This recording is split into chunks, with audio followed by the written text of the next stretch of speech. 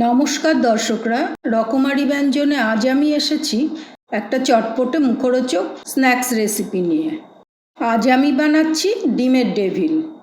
এই জন্য যে যে উপকরণ লাগছে সেগুলো একবার দেখে নেব। এখানে আছে 300 গ্রাম চিকেন কিমা, যেটাকে আমি মিহি পেস্ট করে নিয়েছি।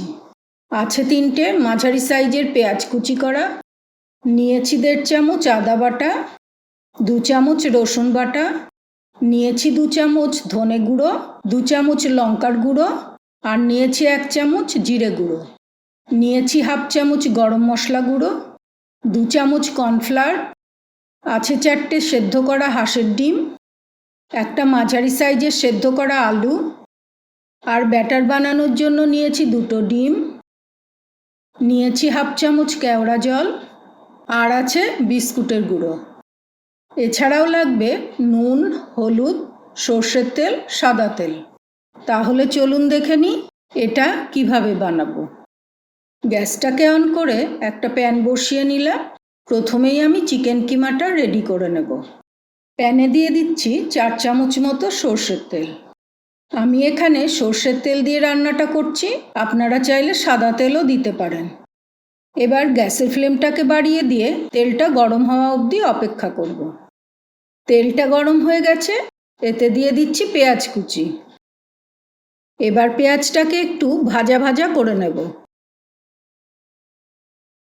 পেঁয়াজটা অর্ধেক ভাজা হয়ে গেছে, এবার দিয়ে দেব রসুন বাটা আর আদা বাটা। আদা রসুনের কাঁচা গন্ধটা চলে গেছে, এবার এতে দিয়ে দিচ্ছি গুঁড়ো মশলাগুলো। এবার গ্যাসের ফ্লেমটাকে কম করে দিয়ে এগুলোকে ভালো করে কষিয়ে নেব। এতে দিয়ে দিচ্ছি সামান্য জল, যাতে মশলাটা পুড়ে না যায়, আর দিয়ে দিচ্ছি সামান্য হলুদ আর পরিমাণ মতো নুন। এবার আরও একটু জল দিয়ে মশলাটাকে ভালো করে কষিয়ে নেব। মশলাটা কষানো হয়ে গেছে, এবার এতে দিয়ে দিচ্ছি চিকেন কিমাটা। আমি এখানে চিকেন কিমা দিয়ে বানাচ্ছি, আপনারা চাইলে মাটন কিমা দিয়েও বানাতে পারেন। কিমাটাকে মশলার সাথে ভালো করে মিশিয়ে নেব।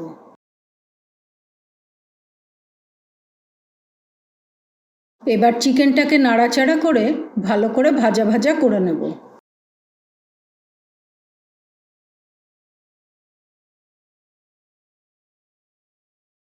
চিকেন থেকে তেল ছেড়ে দিয়েছে, এতে দিয়ে দিচ্ছি কিছুটা পরিমাণে জল। এবার গ্যাসের ফ্লেমটা মিডিয়ামে রেখে এটাকে ঢাকা দিয়ে সেদ্ধ হতে দেব। 5-7 মিনিট পর ঢাকনাটা তুলে নিলাম। দেখুন চিকেন থেকে জলটা শুকিয়ে গেছে আর চিকেনটাও খুব ভালো করে সেদ্ধ হয়ে গেছে। এবার এতে দিয়ে দিচ্ছি গরম মশলা গুঁড়ো। গরম মশলাটাও চিকেনের সাথে ভালো করে মিশিয়ে নেব। এবার যে সেদ্ধ আলুটা নিয়েছিলাম সেটাকেও এর মধ্যে গ্রেট করে দিয়ে দেবো। আলুটা আমি বাইন্ডিংয়ের জন্য দিলাম, আপনারা চাইলে বিস্কুটের গুঁড়োও দিতে পারেন। এবার আলুটাকে ভালো করে কিমার সঙ্গে মিশিয়ে নেব। আলুটা ভালো করে মিশে গেছে, এবার এতে দিয়ে দিচ্ছি 1/2 চামচ কেওড়া জল। এবার এটা ভালো করে মিশিয়ে নেব। কেওড়া জলটা খুব বেশি দেব না, এটাকে কম করেই দেব, যাতে এর উগ্র গন্ধটা না হয়। আবার হালকা গন্ধ থাকবে, তাই কিমার পরিমাণ বুঝে এটাকে দিতে হবে। কিমাটা একদম রেডি হয়ে গেছে, এবার গ্যাসটা অফ করে এটাকে ঠান্ডা হতে দেব। কিমাটা এখন পুরোপুরি ঠান্ডা হয়ে গেছে। আমি এটাকে এবার একটা মিক্সিং জারে নিয়ে পালস মোডে 1 থেকে 2 বার ঘুরিয়ে নেব, তাতে এটা খুব মসৃণ হয়ে যাবে। আপনারা এটাকে হাত দিয়েও মেখে নিতে পারেন, তবে হালকা গরম অবস্থায় মাখবেন, তাহলেও এটা মসৃণ হয়ে যাবে। কিমাটাকে আমি অল্প অল্প করে মিক্সারে দিয়ে পেস্ট করে নিচ্ছি।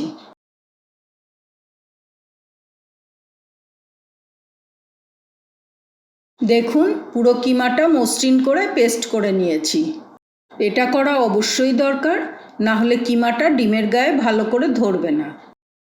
এবার আমি ডিমগুলোকে রেডি করে নেব। ডিমগুলোকে আমি কুসুমের মাঝ বরাবর লম্বা করে কেটে নেব।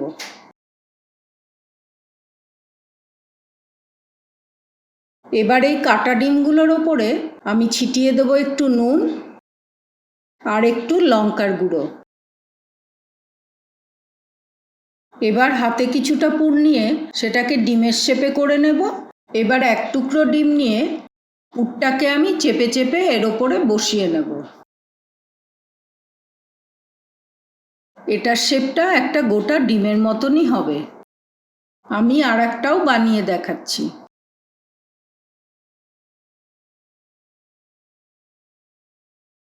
এবার একইভাবে আমি বাকিগুলো বানিয়ে নেব।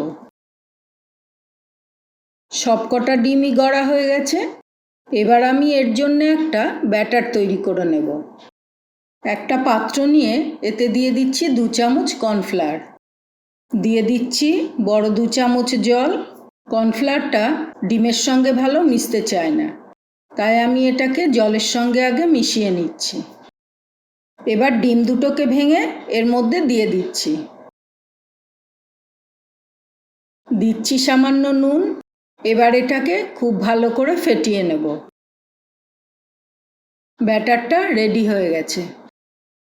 এবার নিয়ে নিচ্ছি একটা উঁচু গোল বাটি, এতে দিয়ে দিচ্ছি কিছুটা বিস্কুটের গুঁড়ো। বিস্কুটের গুঁড়োতে আমি আগে থেকেই একটু নুন মিশিয়ে রেখেছিলাম। এবার একটা করে ডিম নিয়ে বিস্কুটের গুঁড়োতে আমি কোট করে নেব।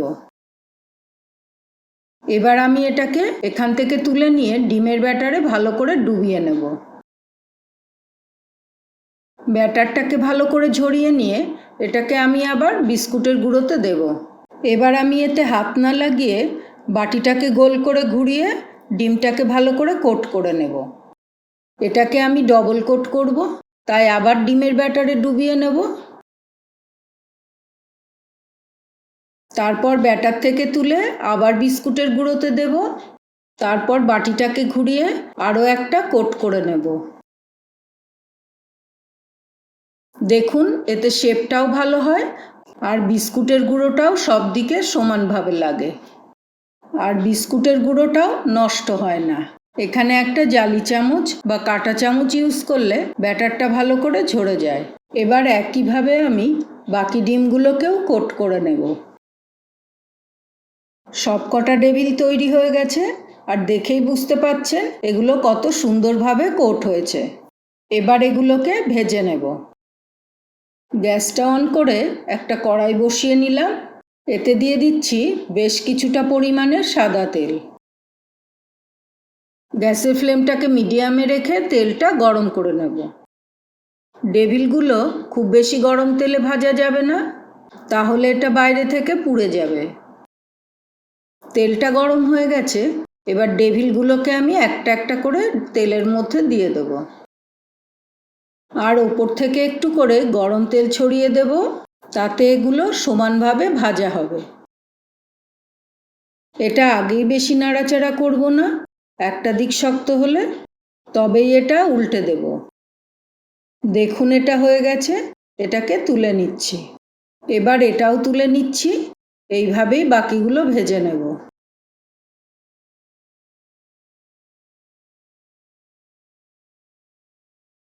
সবকটা ডেভিলই গোল্ডেন ব্রাউন করে ভেজে নিয়েছি।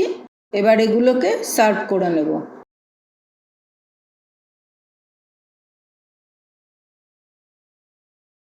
ডিমের ডেভিলগুলো সার্ভ করে নিয়েছি। সঙ্গে থাকছে কাসুন্দি আর থাকছে কুচনো পেঁয়াজ। দেখুন, ডিমের ডেভিলগুলো খাওয়ার জন্য একদম রেডি হয়ে গেছে। একটা ডেভিল আমি কেটে দেখাচ্ছি ভেতর থেকে এটা কেমন হয়েছে।